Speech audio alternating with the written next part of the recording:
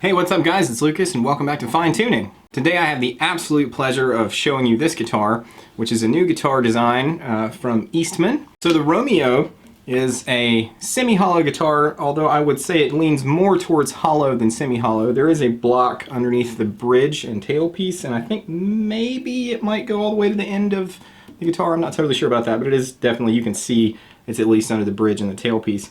But then the majority of the guitar is hollow. Which just gives it this beautiful airy sound, and it's very loud.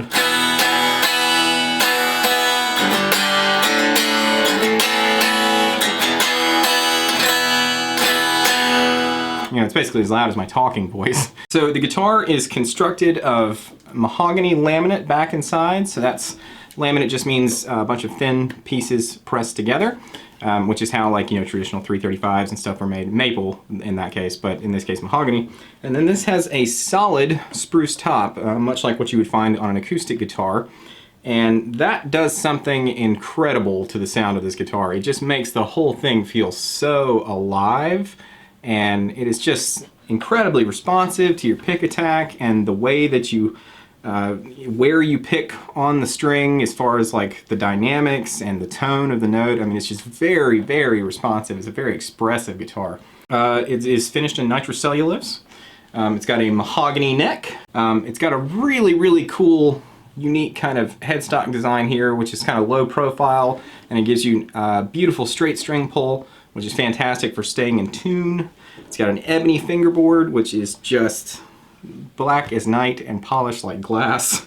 It's got pearl fingerboard inlays, just regular pearl dots, and then also pearl kind of almost like half moon inlays on the side. The frets on this guitar are crowned and polished beautifully. I mean, just as good a fret job as you could possibly want. It is absolutely impeccable. It's got a bone nut.